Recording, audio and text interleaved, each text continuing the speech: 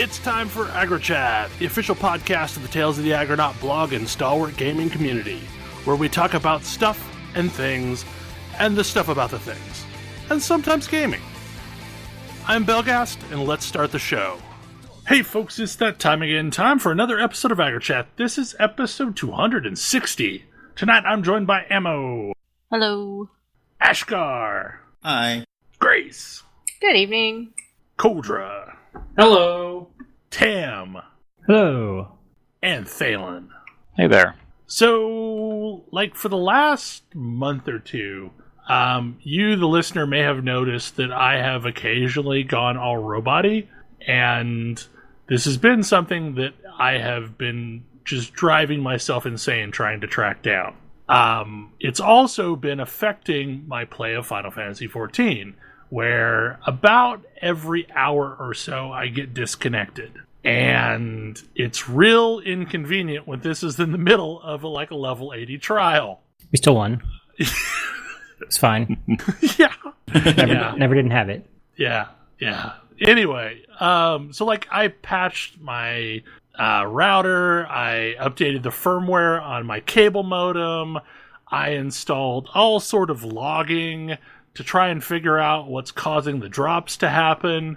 And then one day last week, I decided I was going to just trace it all from the wall. And where the coax comes into my office, there's the cable running out of it.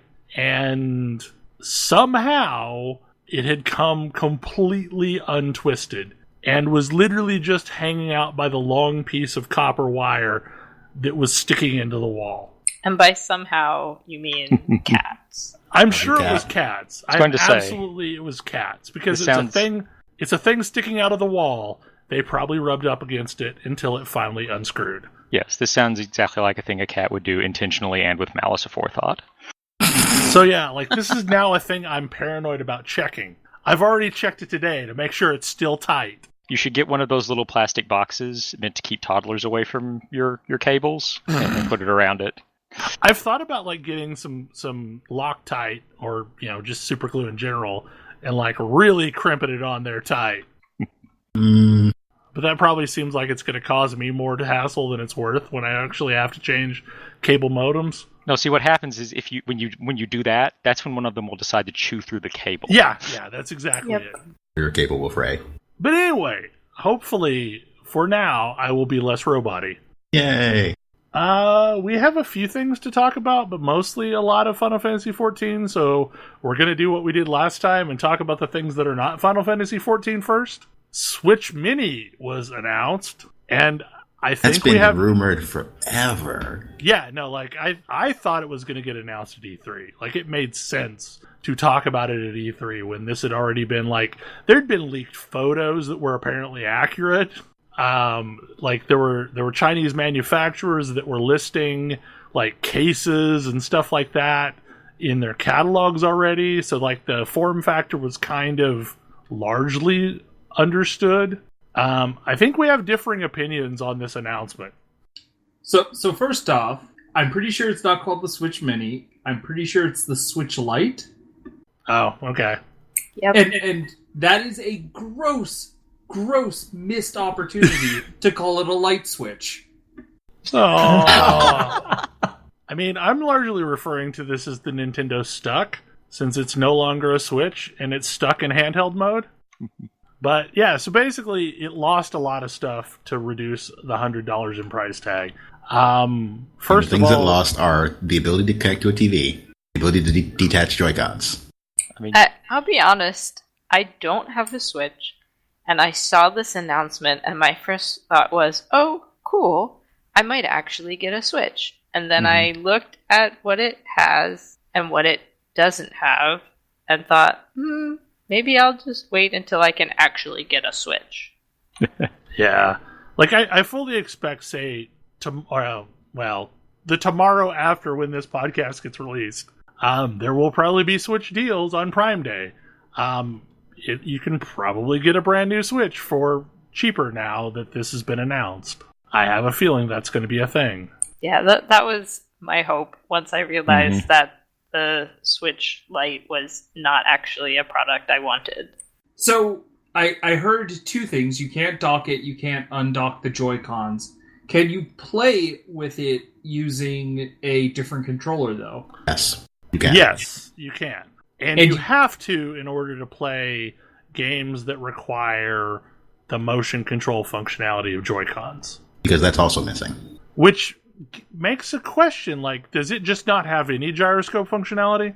Unclear. Because if it doesn't, that's going to make playing Breath of the Wild real awkward. Also, Or Pokemon you're Let's just- Go would also be quite awkward. Well, but Pokemon Let's Go play... Well, no, you're right, because you aim based on gyroscopic motion. I'm going to go ahead and posit patches for a couple of games. Let's Go we could also already use that patch. I Nice mean, to not have to use motion controls on it. I would really love for Let's Go to patch in support for the Pro Controller. The biggest thing I think it has going for it is it has a D-pad. Like an It does have a actual D-pad. real D-pad. Which kind of The other makes thing me it has hope- going for it is that they claim it'll have better battery life, which is good because the Switch's battery life in handheld mode is currently not good. Yeah, it's bad. So the form factor is nice, and one of the biggest problems that I have with the Switch as it stands is like the Joy-Cons never feel super stable on the rest of the unit. Like they never feel real sturdy, and they kind of shake more than I would expect them to. So like I'm always constantly paranoid about like breaking it somehow. And this is at least a single solid body unit. That is definitely a thing that I did not realize until much later that I'm really light on my electronics hardware, comparatively speaking, because like I have heard of people who go through 3 and 4 controllers per console, like minimum. Like during the life of the PlayStation 2, you go through like 3 or 4 DualShock 2s. I mean, I PlayStation 4, I've gone through 3 controllers. Yeah. I have never owned a console in my life where the controller that comes in the box is distinguishable from a brand new controller by the time I'm done with that console. See, I've had a lot of replacement controllers, but mostly it's because I have tiny hands, and I always try to get an aftermarket controller that I can actually use comfortably, and those are always crap. That's fair. I guess the exception for me was the N64 where I had a different controller set, which was third party. I tend to wear out the thumbsticks. I grew up on Flight Sim, so I'm super light on thumbsticks. Like, I'll either wear the rubber off the thumbstick, or I will just get it to a point where the thumbstick's too loose.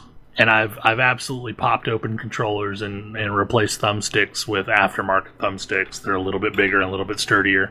Now, on the light switch, it's got everything. If I didn't already own a Switch, I would probably buy one.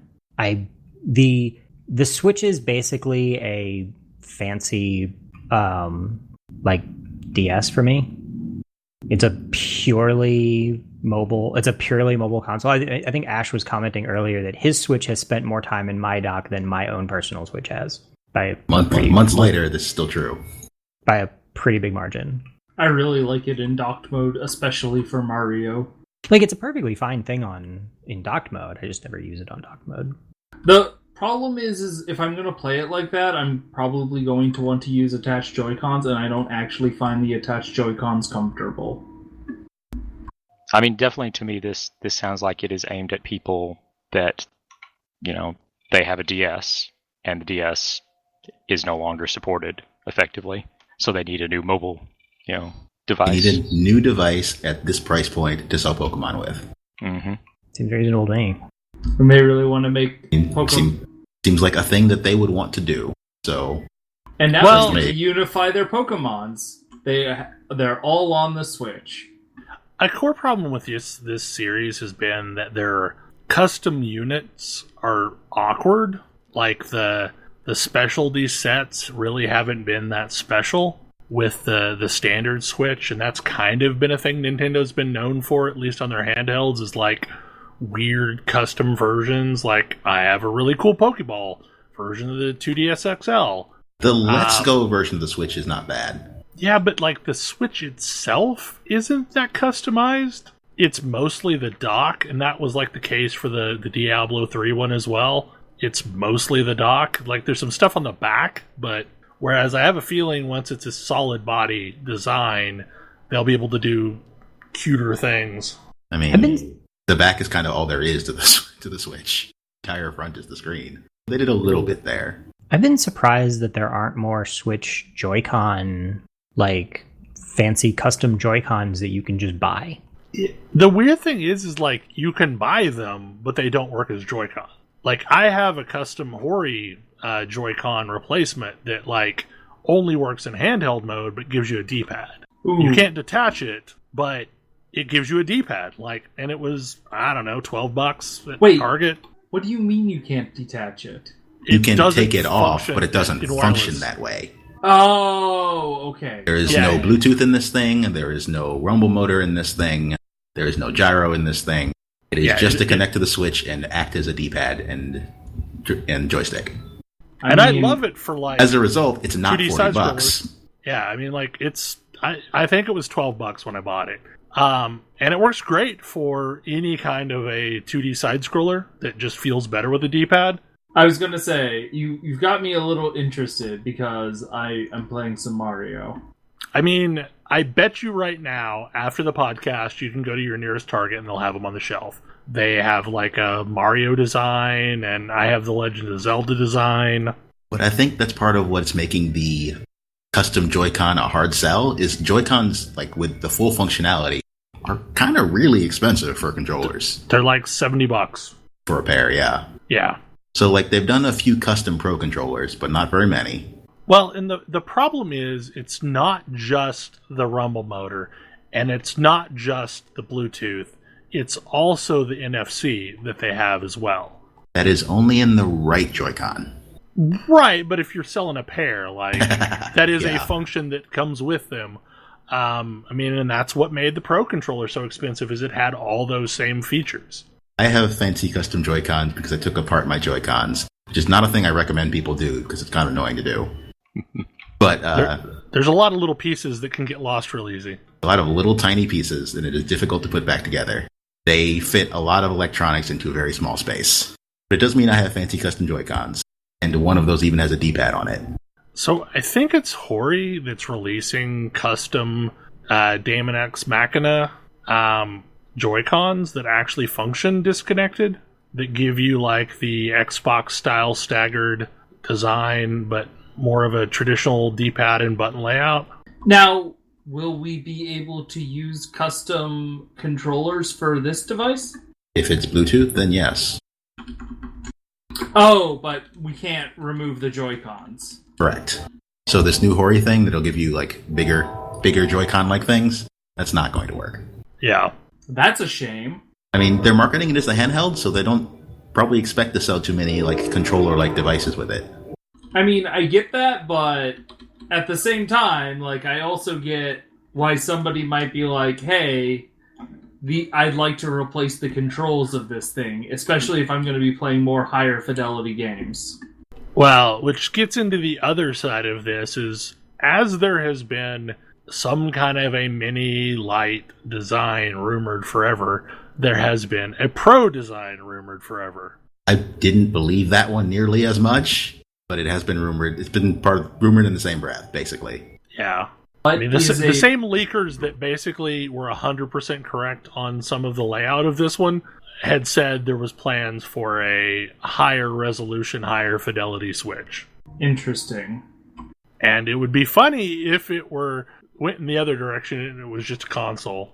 Yeah, so a version more directly into the console crowd. That would make, like I said earlier, the announcement to let you sync two Switch devices make more sense. Yeah. Yeah. Yeah, I can see that. Because, like, really, if I could just buy the console version and then occasionally play it remote when I wanted to play it remote via the handheld, that would be fine. I'm mostly going to play it docked. And really, like, so I am not the greatest use case for a handheld. They don't really fit well into my life. And for years, I've wished I had something like the PS TV for a DS or like a 3DS to where I could just play it on the television instead. Because like there's games on the Nintendo handheld consoles that I want to play. I just don't want to play them on the console, which is in part why I've spent as much time as I have getting the emulation devices to work as well as I have. I'm certain there's a market for it. I'm kind of sad that it lost television play functionality. And if it still had that, I would 99% buy the thing. But without that, better to hold off and actually get an actual Switch. Yeah, like I kind of went on a tear this week on Twitter, and I was promptly reminded that the Switch is still going to exist. It's not like that goes away. Yep. Yeah. Which is true. Like, it's absolutely true. They already have a mixed mode use case device. This is just a handheld device. Yeah, this optimizes for a particular... This optimizes what they already have for a particular user. And I think that's great. And it's going to be like a more compact device, so it should be easier to pack and easier to hold. Because prolonged Switch usage can get awkward. Because it's kind of a long device. Yeah, I mean, that's my biggest complaint about the Switch is that it's kind of a heavy device for if you're going to spend more than a little while playing it. It's really good. Like my use case is really good for it because I can just like sit it on something because I'm sitting like in bed or sitting on a plane or whatever. So it just rests wherever it happens to be. So Gaijin Hunter posted a few notes about his thoughts, and he had looked up some of the weights, and basically the entire Switch Lite device is going to weigh like 0.05 grams less than just the screen unit of the normal Switch. I could believe that. So, I mean, with that in mind, it's going to be considerably lighter. If you're just like remove the Joy-Cons from your device, like that's basically what the entirety is going to feel like. Yeah, and combined with a slightly more convenient form factor, I think that's reasonable. If what you want is a purely handheld device. Didn't they move the screenshot button to like a more awkward location too? I don't remember, but I've hit the screenshot button by mistake already, so... I hit the screenshot button by mistake all the time. I think I probably use the screenshot button on purpose more than other people. Use it on purpose a fair bit, but... Oh, no. The final rendition doesn't have it in a weird spot. The earlier prototype that was leaked had it, like, up by the minus. Oh, that would not be a good spot for it. I was going to say, it's right below the minus on the current device. Mostly I'm using a Pro Controller, so it is still in an accessible location. So, another non-Final Fantasy topic, Magic 2020 came out. It did! And the Chandras. You can play it on Arena. Yeah, there's all the Chandras. One of the Chandras is the most hateful against... one of the most hateful cards against pure control I've ever seen. Tell me more. For 6 mana, you play a spell that cannot be countered. And then before your opponent gets priority, you can activate her +2 to give them an emblem, which they can't interact with, that deals them 1 damage at the beginning of their upkeep. Like every upkeep or just the first one? Every one of their upkeeps.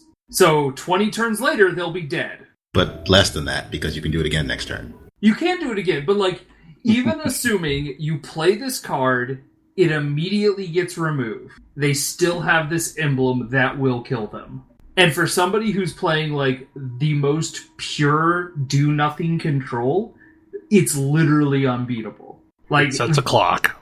It sets a clock that they cannot remove. And like, a lot of those decks are like, well, I'm just going to sit here and let you do nothing for 40 turns until you deck yourself. And does that sound miserable? It's miserable. Yes. This card says absolutely no to that.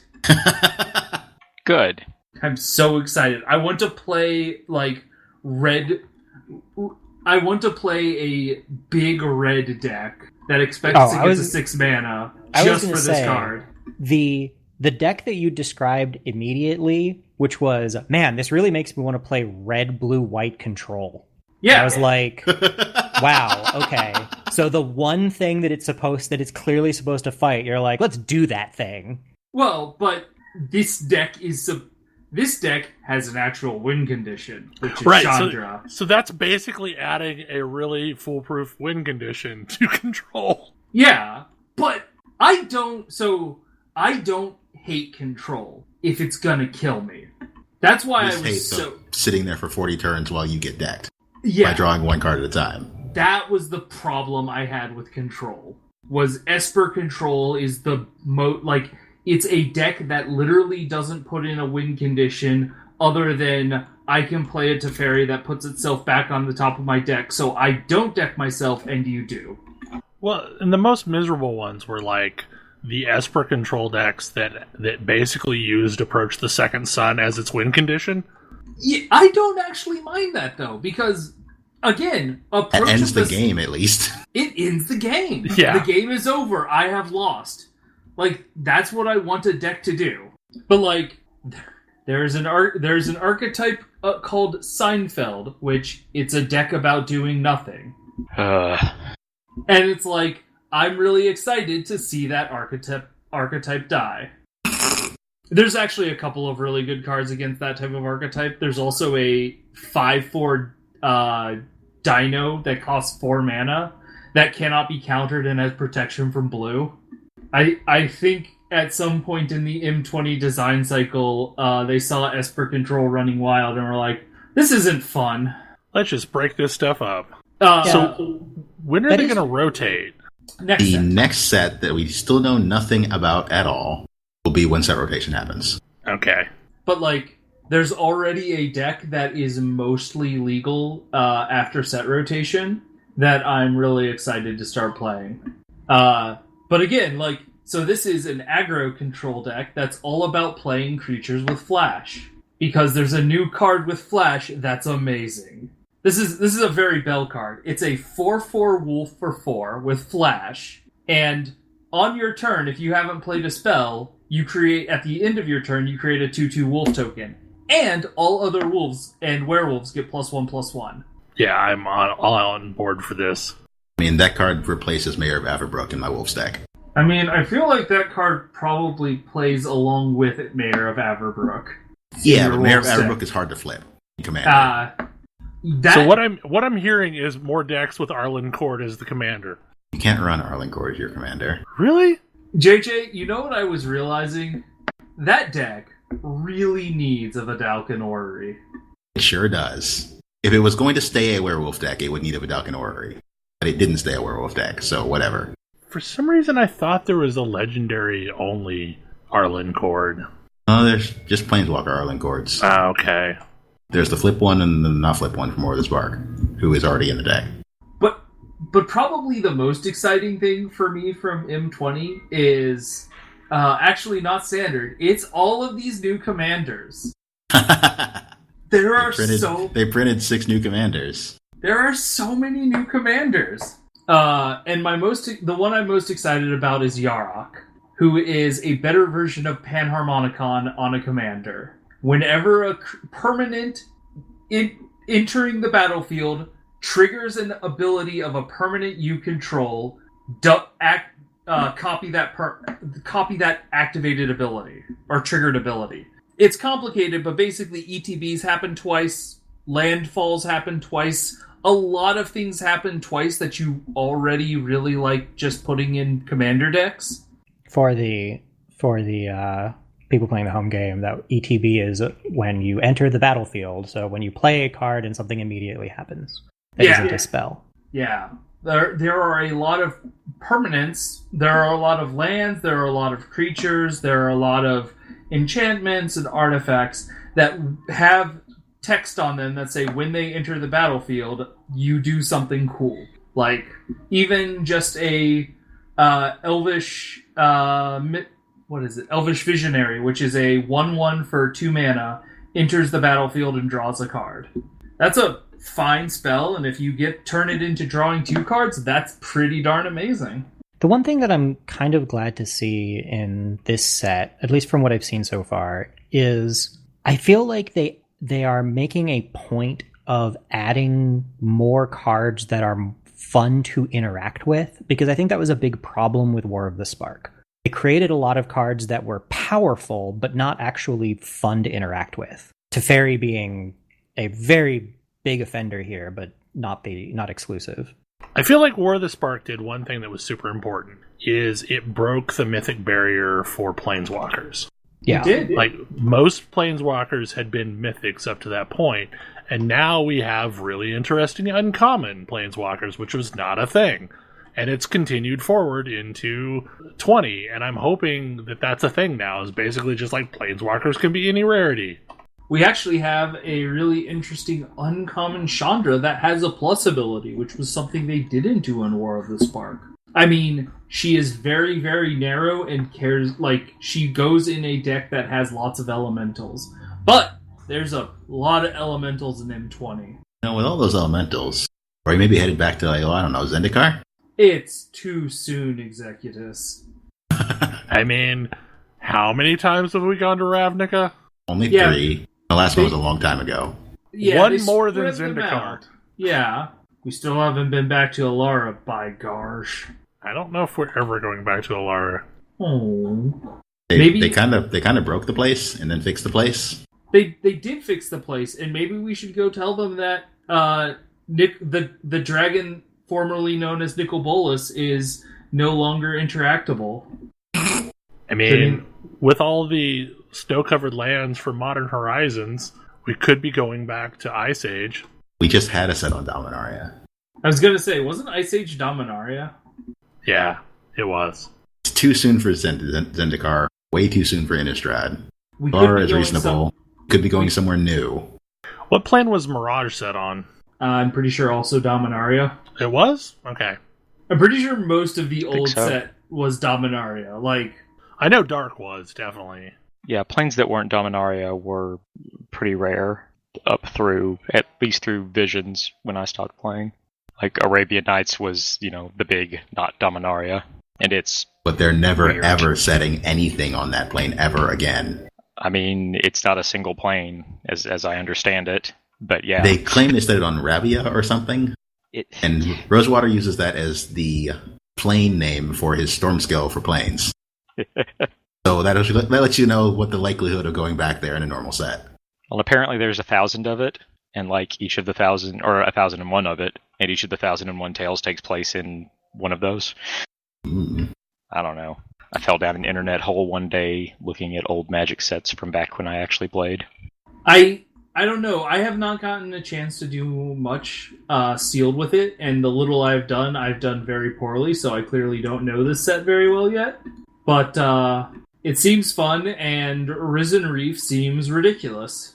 Risen Reef actually is making me hope they don't print new Llanowar Elves in the next set. Because right now that's a little oppressive. Having a turn 2 when this or any elemental enters the battlefield, either draw a card, or if the card you would draw as a land, put it into the battlefield, is really, really powerful. This looks like it should go in the new Omnath deck. Yes. It turns out Omnath is very popular in Standard right now.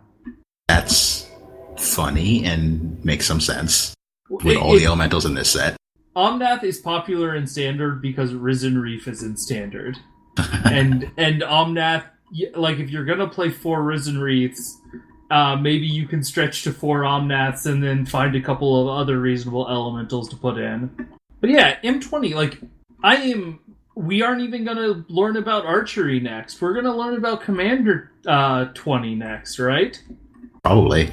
That should come out in August. That's like 2 weeks away. And we've Late not got August. spoilers yet. Late August, and we have no spoilers for that either, so who knows? Yeah, there's just... Summers are a lot of Magic now. I'm really hoping we get a Sliver deck in Commander 2020 or 2019. I don't know. Are they actually on year for their numbers, or are they off year? Commander sets are on year. Okay, yeah. I'm hoping This will we be get a Commander Sliver deck. 2019 this year. I don't think that seems likely. Like, it just... Unless it... There's some slivers they can't reprint because reserved list. Some Like other this- slivers they can reprint, desperately need them. Like the Sliver Queen? Sliver Queen, they can't reprint. Sliver Hive Lord needs a reprint so badly. Yeah. I wish I had a Sliver Queen. I do not. I think that's Stronghold, right? I couldn't tell you. I also would like the reserve list to die, but that's a topic for another day. Or at least be reduced in scope. Yeah, there's definitely a couple of those that I feel like I am... There are a couple that I'm really frustrated by. Probably the biggest one is Gaia's Cradle. Because Gaia's Cradle is one of those cards that really turns on green creature-based commander decks. And is thus considered something of a staple in that format. But it's a $400 staple. Like, it's unreasonably expensive, and it's a huge barrier to entry for people who want to play creature decks. Very competitive creature decks. You can still have a creature deck that is good, in some cases very good, without including Gaia's Cradle. It's true. It's one card. And most green cards can only fetch forests or basic lands. Although there are a few that can get any land. I mean, there's Elvish Reclaimer. That guy just came out, and he's amazing. There's also Pierce Whim if you're playing Commander. But, yeah, I don't know. That one is the one that seems like it gets the most... There are the most decks that are clamoring for it, and is also, the most egregious entry there. Personally, I wouldn't mind seeing Seraph Sanctum off the list, because I like enchantments, but... No one cares about Tolarian Academy because it's already banned. It's banned and restricted in anything that matters. It is funny to me that is one of the cheapest cards off of that list because of how banned it is. Cards that are legal in Commander and on the reserved list and unreasonably expensive include the original dual lands. Sure. Candelabra of Tawnos, Moat, Tabernacle at Pendrell Vale, although there are two alternatives for that one. Tabernacle is like a $2,000 card too. You've already named a lot of cards that I think could be banned in Commander. Zara of Baghdad and Mishra's Workshop are the ones I was going to say. I don't have a problem with Tabernacle being banned. Just gonna throw it out there. Not banned and being unreasonably expensive.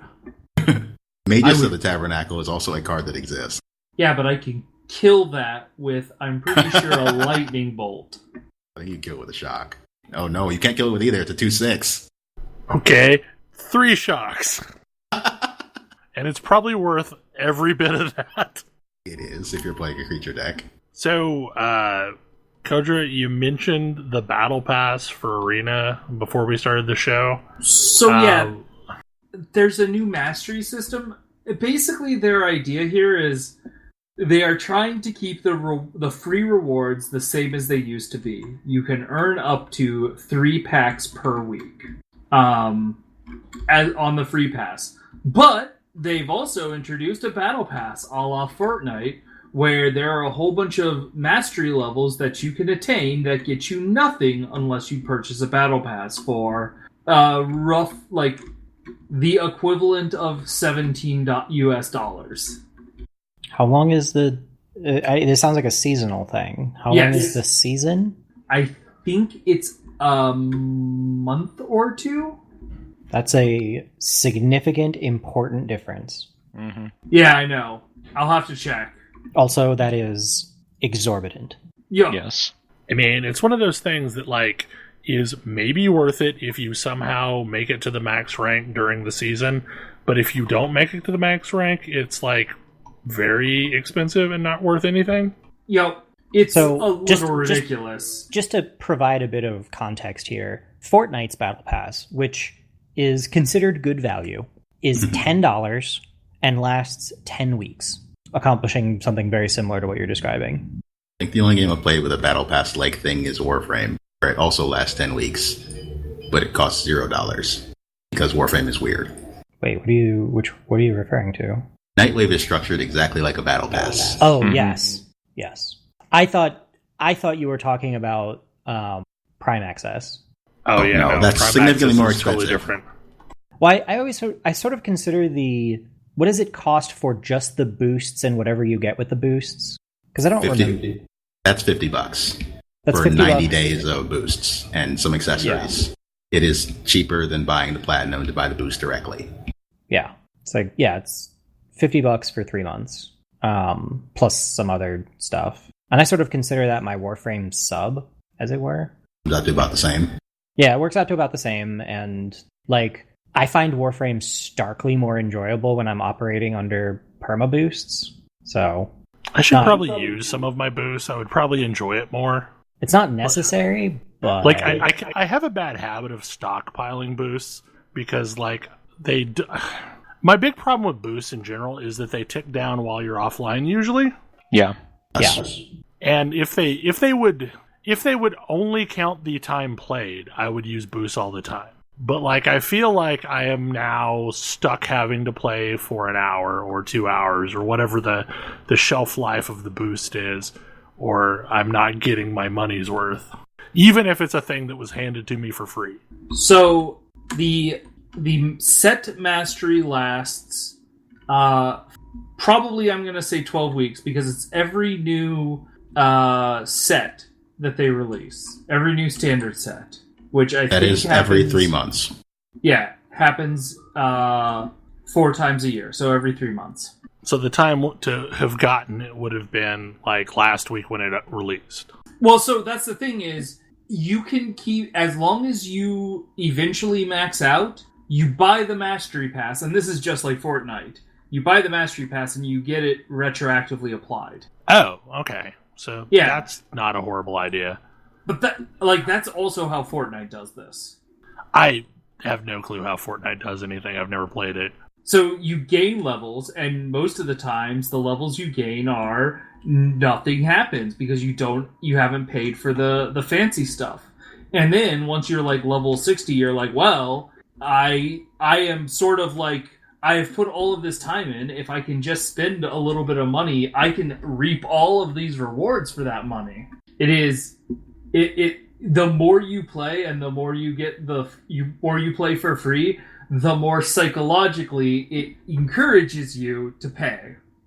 Also, you can get pets now. So is this going to be the monetization scheme that folks are moving to, you think, since lockboxes are appear to be on their way out? I would say so.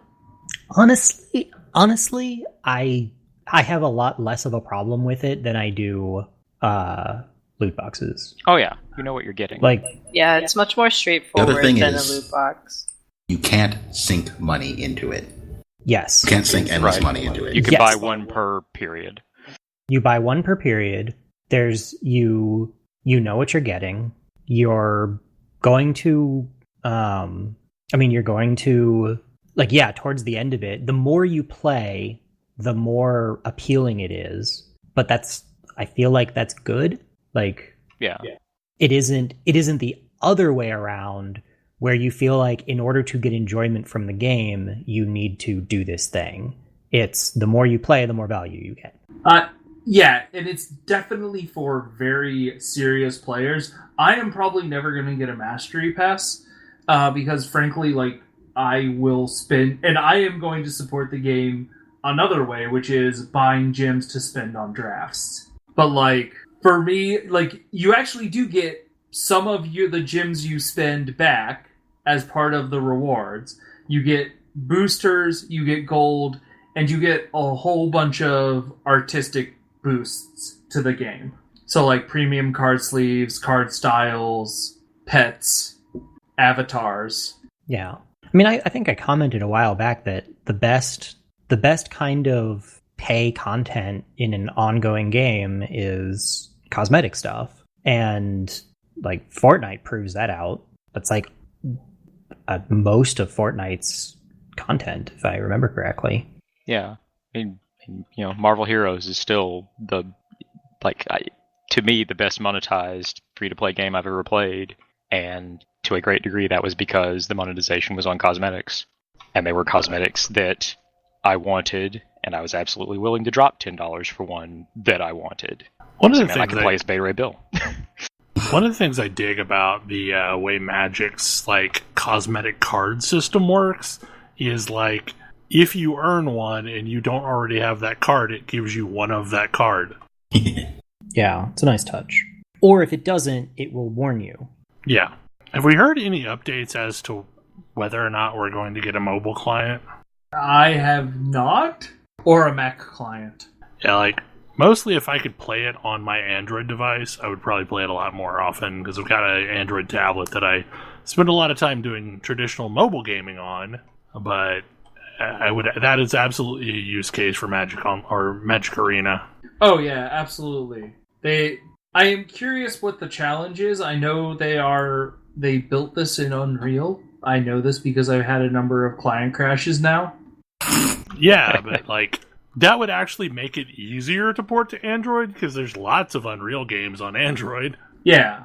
Okay, so speaking of unrelated things, because we're kind of winding this down, but like talking about mobile gaming, I can't read Japanese, so I have no clue what this actually said, and I've not heard a good synopsis, but it looked like maybe there was a leak of a Dragalia Lost type game for Final Fantasy XIV for the mobile platforms. Oh no. Like everything that I saw in the screenshots made it look like it was a Dragalia Lost style action RPG. I had not heard about this. What is this? I know for a while they had a rumor about mobile FF11.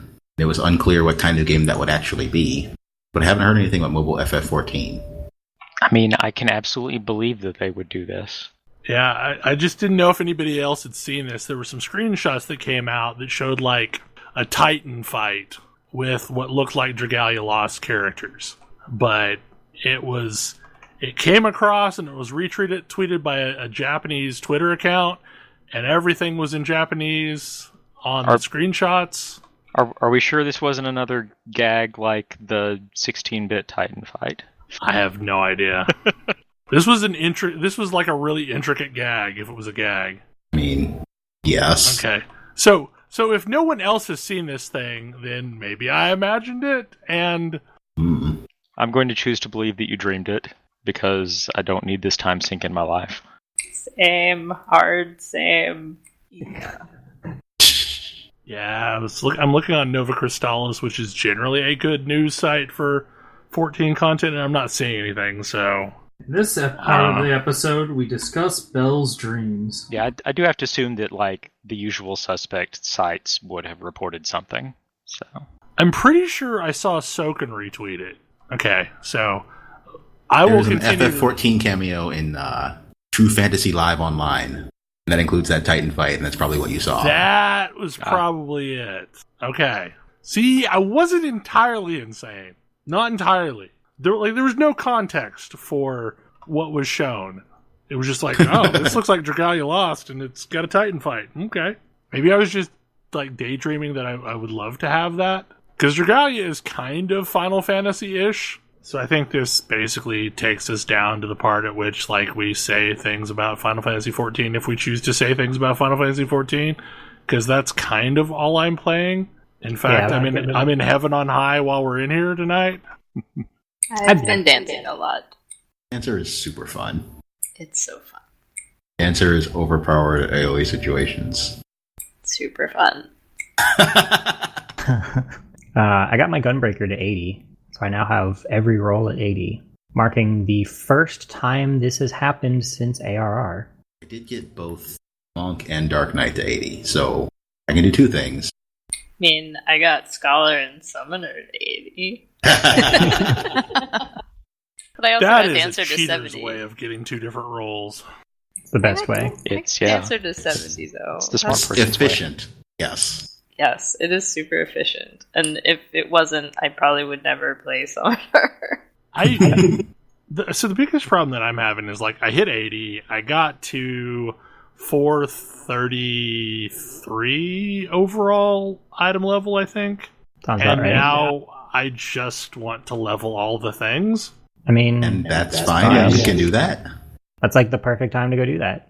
I mean, like, I have good enough gear to do most everything. Yep. This is a true statement. I'm curious about what the item level will be to go in the raid next week, but I'm also willing to bet it's going to be 420. Seems likely. Yeah, Probably. Yeah, I would bet that it is either 420 or 430, and neither one of those is hard. Well, and the first raid is to casual raid, right?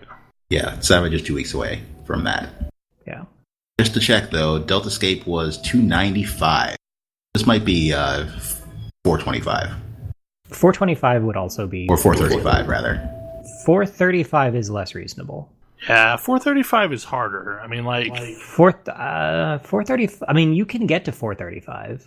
Yeah, it just involves more tombstone gear. I guess what drops from the instances? $430. Oh, it'll probably be $425 then. Yeah. Yeah, I think $425 is reasonable. Because in the case of Stormblood, the artifact gear was 10 levels below what dropped from instances. Mm-hmm. Yeah. Rather than the same. It's the same. Well, and honestly, I think that's good. I think it's good. I do too. Like, I think that's a good change. Because it was like, there's still the thing where you get your artifact gear and upgrade out of it almost immediately. But I'm kind of okay with it. I'm mostly okay with that as somebody who plays multiple classes across the same role. Yeah. I mean, I'm also okay with it as, hey, we have established a strong baseline for here's where you're at when you finish the game. Like when you get into post 80 content.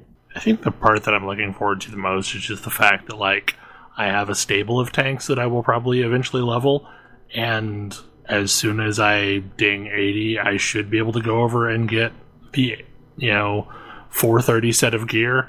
Yep. Having unlocked that role already. Yep. Yeah, that part's very nice. I've spent this week relearning how to play Scholar, because casual Scholar play is dead. You cannot do that anymore. Like it is noticeable. Like, when I was pugging all of the level 80 dungeons because I decided to do this thing, I ended up with a couple of scholars that had not gotten the memo, and it was very painful. This makes me so sad, because Scholar is not... I mean, it wasn't that hard to begin with. The only real difference is that you don't have a choice to leave the fairy on passive. You can't AFK heal the instance? Well, it's not you so don't much... get Whispering Dawn automatically, or Fey Blessing automatically. And Embrace is way less good than it used to be. But you also have a great new cooldown button. You do, but the big difference for me for Scholar play was two things. One is my potencies relative to people's health are much lower. Like, noticeably, I will drop a heal and it will move people's health bars much less than I'm expecting it to.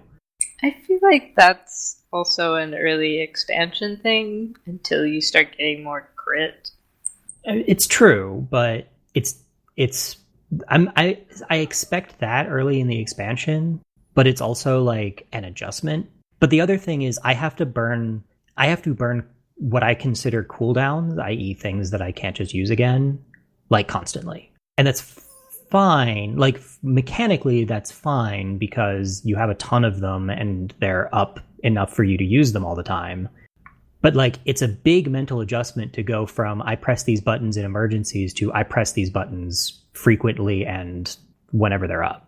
I guess I was mostly already pressing a lot of those buttons because either A, I like to be lazy, or B, I use them as DPS cooldown. Yeah. Well, that's sort of what I mean by, like, casual Scholar play. Because I played Scholar super casual. Like, the last time I was very serious at healing was in Coil, in ARR. And so, like, all of the healing I've done since then has been like, yeah, I'm not a great Scholar healer, but I can get by. But I could not get by before, like, this expansion.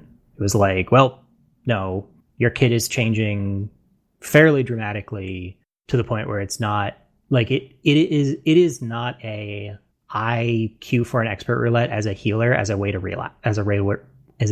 relax anymore. I'm really disappointed by this, I guess, because I like the class.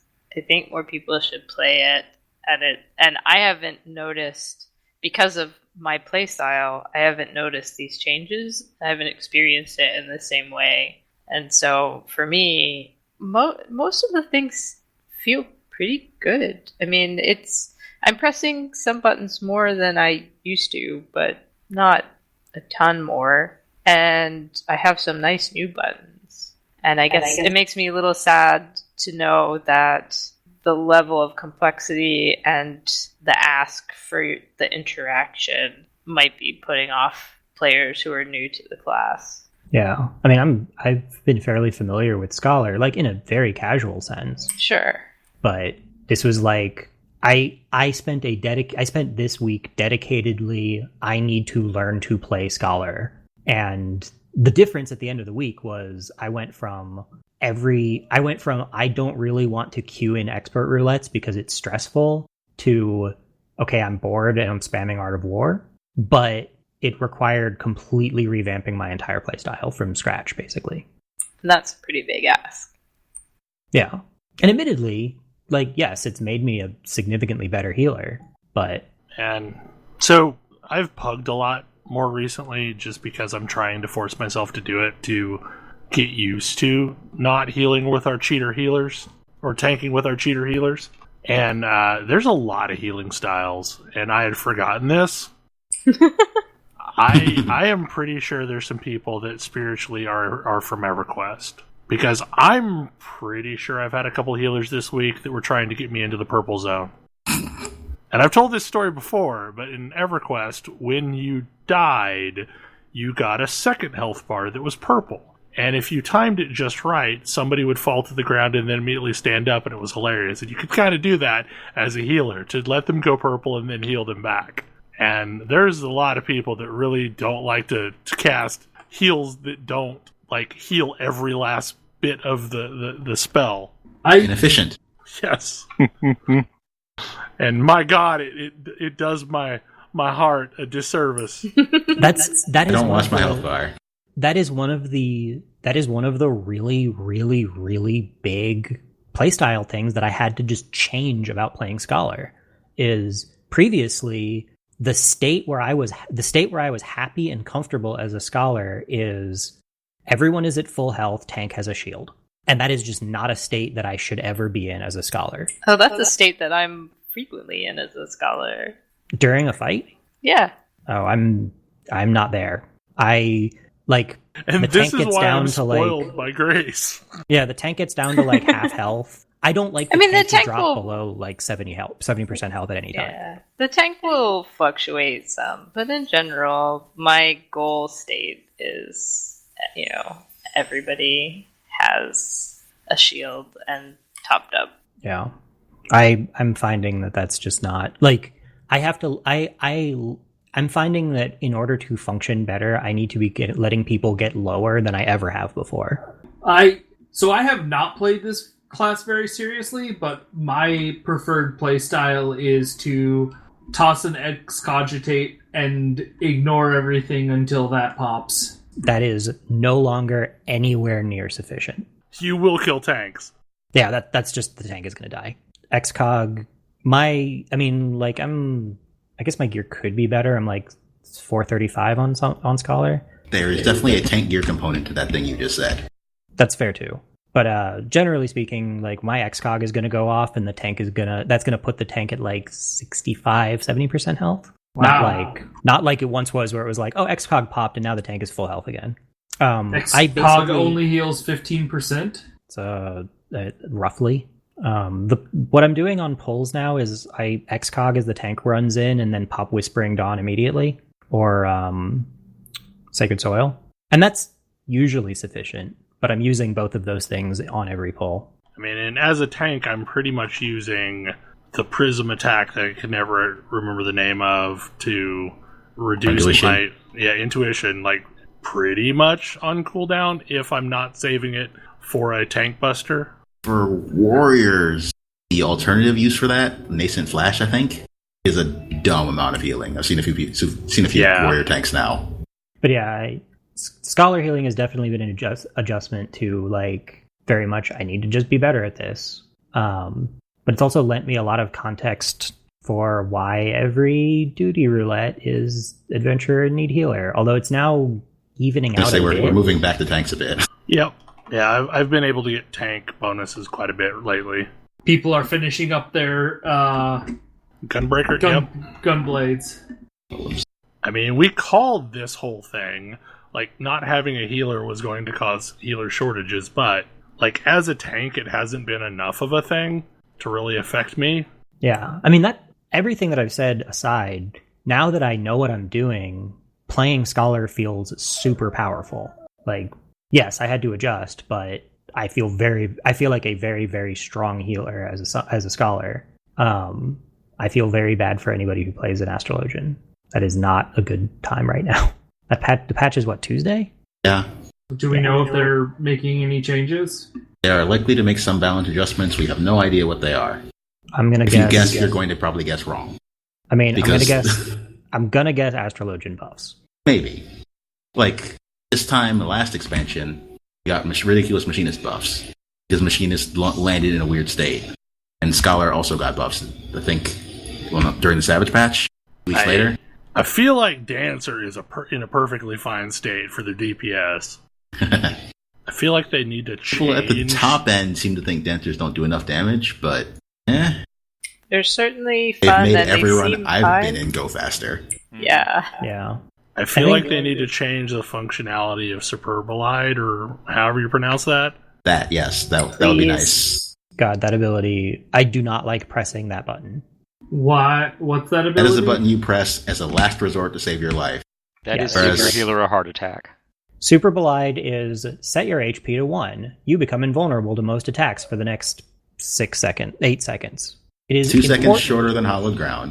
Yeah, it's 2 seconds. I have shorter- personally never been killed while activating it, but those effects do activate in order. Yes, it's important to note that those two things that I said happen in that order. I have died to it. It is possible to die in the space between your health being set to 1 and you becoming invulnerable. This is super bad. It's also possible for the White Mage to cast Benediction, and then you set your health to 1.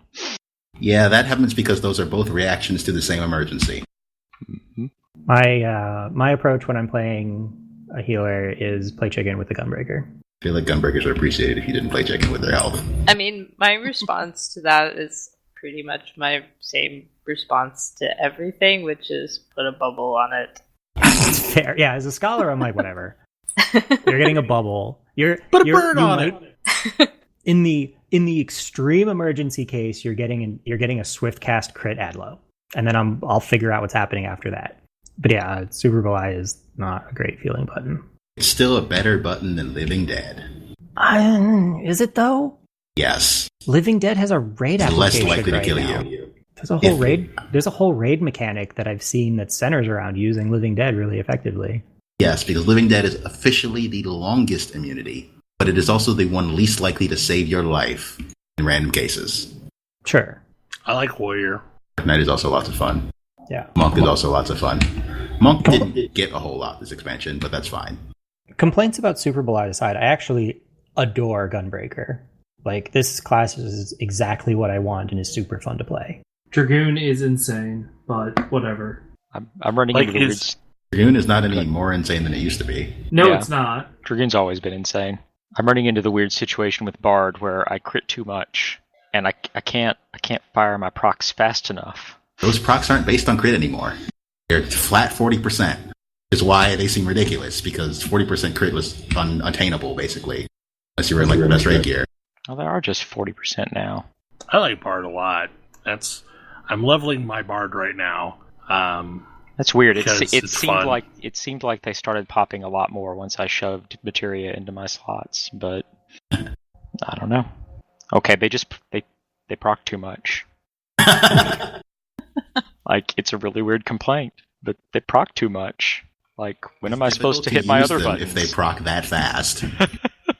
I mean, this is kind of what happens in Diablo 3 too, where after a certain point you have to shift your playstyle to adjust to the thing that's happening that you want to happen, and you're no longer hitting your normal attacks. Yeah. I still really like Summoner, but I feel like I'm working too hard.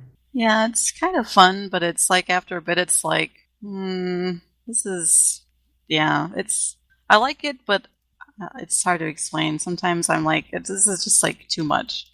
Also, as I think you've mentioned, that burb is in really poor taste. Yes. They eat Yes. that too.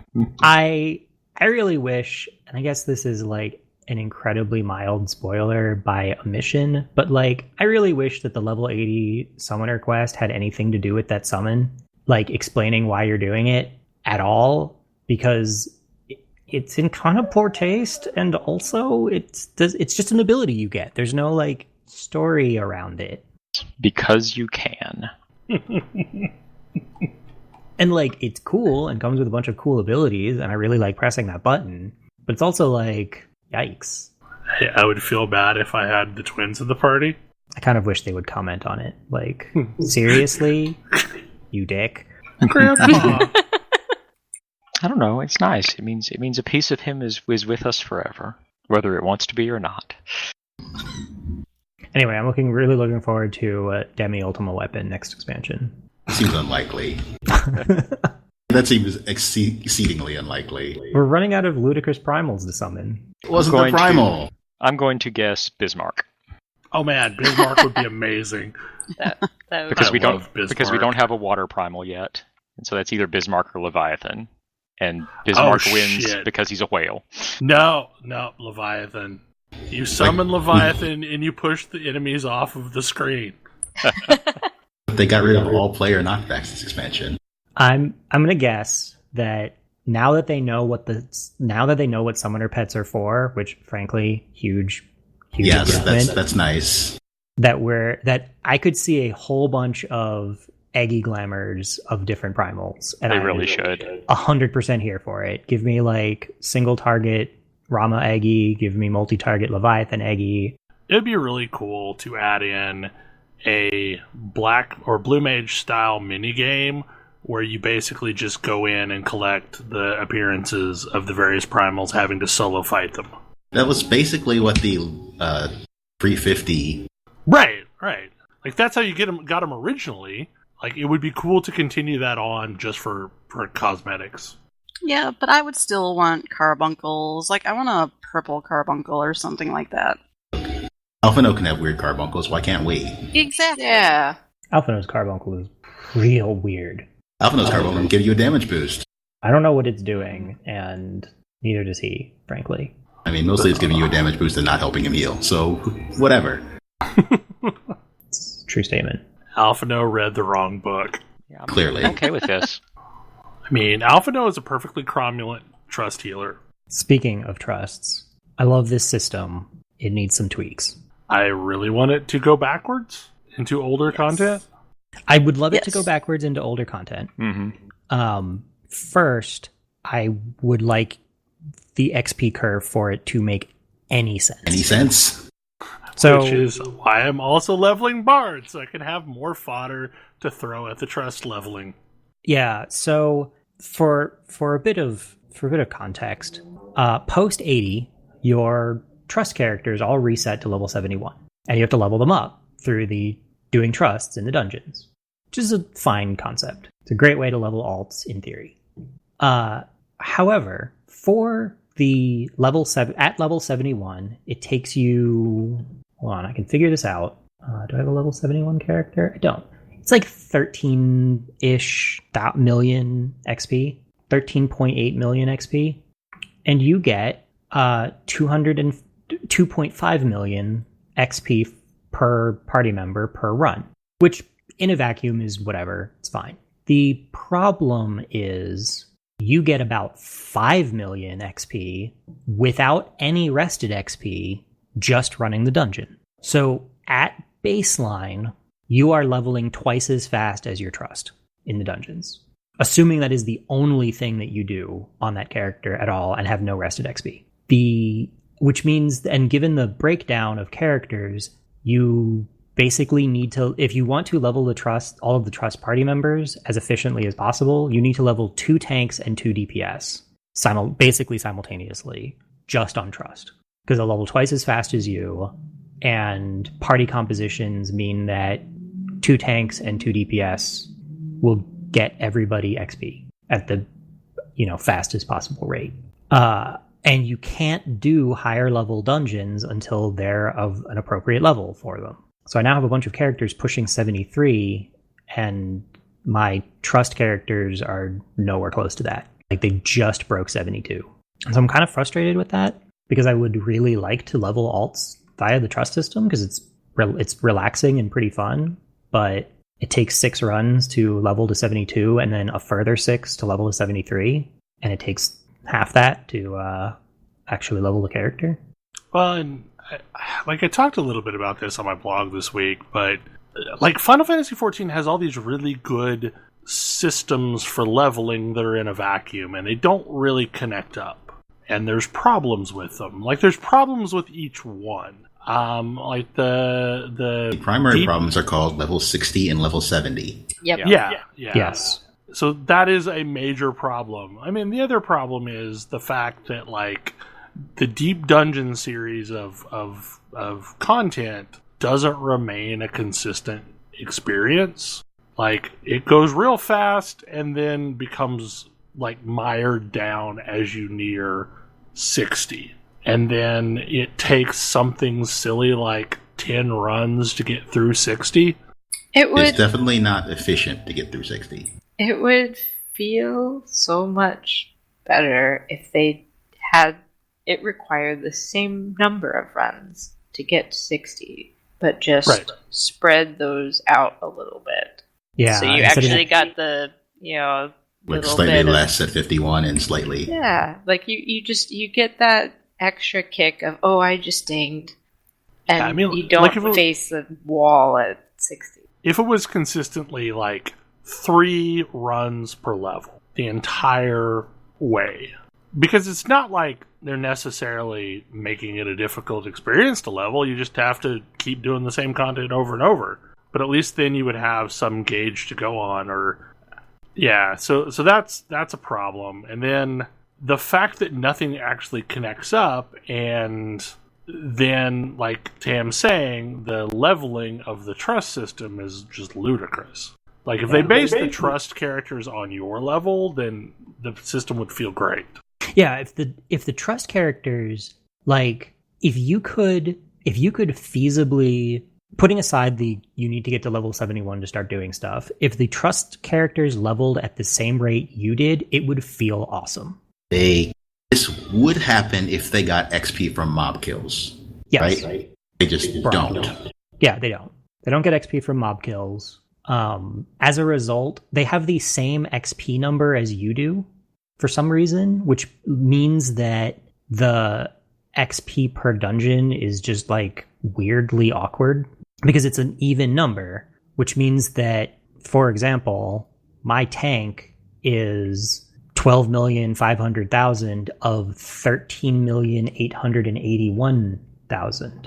So it's just like there's going to be this weird overlap across levels, and there's no real reason to do that. It just makes the second level you do any dungeon feel bad. Well, and I've noticed that a lot in the Deep Dungeon system, where I will get out of one and I will be like a sliver of XP away from the next level. And I'll go back in and have to run one full one to get like the ding. Whenever I am in that situation, I try to find some source of fixed XP to get across the hump. Yeah, hunt log, like below 50, a lead works, or a fate works, or complete a challenge. And in fairness, it's not like leveling up alts at this point is not terrible. It's not a ultra painful grind because of things like main story roulette. The fact that that's far and away the best way to level up your characters is kind of nonsense. But here we are, I guess. Also, please bring back the way guild tests work for roulettes and stuff. Oh my god. Give me 7 a week. Oh. Like, guild tests. Leaf quests. Leaf quests. That thing. That makes more sense. Guild quests are a thing nobody does. There's 2 things that I don't pay attention to, and I can never remember which one is which. Guild tests are useless. Like, they might as well not exist in the game. The challenge log for them is also useless, which is, like, even that hurts. They exist to keep you out of Mentor Roulette. Yeah, guild tests. Wow, yeah. Yes, they are required for Mentor Roulette. Guild tests at one time filled a somewhat useful niche, and now do not because the rest of the game has moved on around them. See also the niche was teaching you how to play. Yeah, And if they were good at that, I mean, and they were good at that once upon a time, but then they added a system that's better than that. So there's no reason to have it.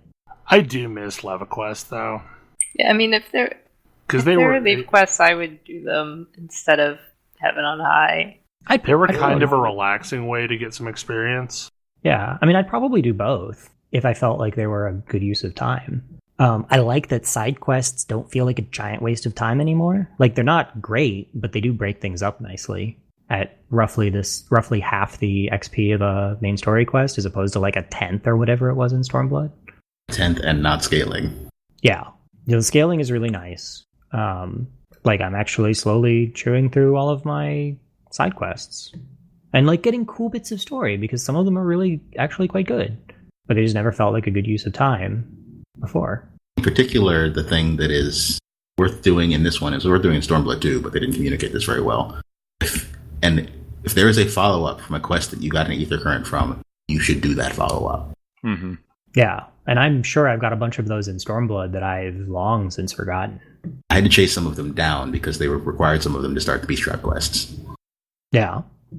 That's really what I should be doing on my Bard, is mopping up stuff I left stranded with Stormblood, because, like, I never went through and cleaned up any of that. I really like, I've done 3 of them now. I really like the role quests. I didn't think I would. I am okay with these as a replacement for class quests in general. I wish we had class quests in addition to the role quests, but maybe I'm an outlier. I miss having the story that actually tied to my class. I sort of do too, but I understand that with as many classes as there are in the game, like that's an expensive prospect, and the class story quests were super uneven. I guess it was my hope that with moving to only one class quest, I would be able to write a class quest that was good without all of the ridiculous filler that a lot of the Stormblood and Heavensward ones had. Yeah. That's also fair. I think since I haven't gotten to the 2 that are available to me, I can't say whether that was borne out. I largely feel like it was. I feel like the role quests have good stories. I don't feel like any of the quests are like blatant filler. They're all serving a particular purpose, and they follow a pretty standardized structure, which I think is reasonably good. But like, it's a structure that works because of the types of stories they're telling, and I think that works surprisingly well. And they do the thing that I normally would look somewhat askance at, which is have you play as NPCs. But they do it in a way that I like. It's like, okay, not only is this NPC aligned with what you're already doing, so what it's doing is going to be very familiar to you because role quest. It's also like, they're not super onerous, and the story is good. There's no Will of the Moon going on here. Still bitter about that quest. I think they probably learned some lessons from that quest. There were still some moderately difficult duties in Shadowbringers. Oh, yes. But nothing like that. Yeah, nothing like that at all. Specifically, nothing that long. Right. Well, one thing's kind of close. I did fail the 77 solo duty at the very end with 0.3% on the health bar, because it took me a moment to realize, I can switch and actually target those things this time, as opposed to the last time I fought this guy. Yeah, thankfully I caught on to that pretty fast. Yeah. I died to that stupid thing like 12 times. Yeah, no, once I went back in the second time and I switched targets and burned those down immediately, it was no problem. But yeah. No, that one sucked because Summoner is bad at it. Yeah. It's just, Summoner is uniquely bad at the thing it's asking you to do, and so it's miserable. Yeah. Yeah. Because everybody else I've talked to is like, oh yeah, I like had to figure it out, and then once I figured it out, it was fine. Well, and you do I figured it out on the second run, but then did not have the DPS output to do it. Yeah, especially because you do have to single target burn them. Because they don't move, so you can't drag them together, dot one, and then spread your dots as summoner. Yep. More accurately, he was at 0.3% health when he activated his "you lose now," and then we fell down simultaneously. Aww. I saw a great. I was annoyed. I sent her out a great EX trial completion that's that exact thing happening. It's like somebody takes 7 9s of damage or whatever, and the screen goes black, and the achievement pops up. When you get a screen fade out, it doesn't necessarily mean you lost. Did in this case. Oh. I think it's got to be multiple people because of the way they handle effects. Probably. That's why Protect doesn't go up on everybody simultaneously. Well, now Protect doesn't go up on anybody ever anymore, but that's Correct. a different thing. Protect is gone. Thank goodness. I kind of miss it. It's real weird as a tank not to have Protect. I don't really feel strongly about it one way or the other. You can toggle your tank stance just so there's something to do with the start of the instance. Also, if you were synced, your tank stance is gone and you need to remember to put it on. I've forgotten a few times. Yeah, I've done that too. Well, I believe we actually got started at a normal time, which means we're well over time. Maybe a little bit. Any final thoughts? This expansion is really good. It's super good. Like, you've got... Like, if you did not make it very far in A Realm Reborn, you may or may not have 100 to 200 hours worth of catch-up, but, like, it's so worth it. It's so worth it. Like, it really is. The payoff in this game is significant. It does not forget things, even if you do. Anyway, hopefully you enjoyed the show, and we will see you again next week. Good night! Good night. Good night. Good night. Good night. Good night. See you.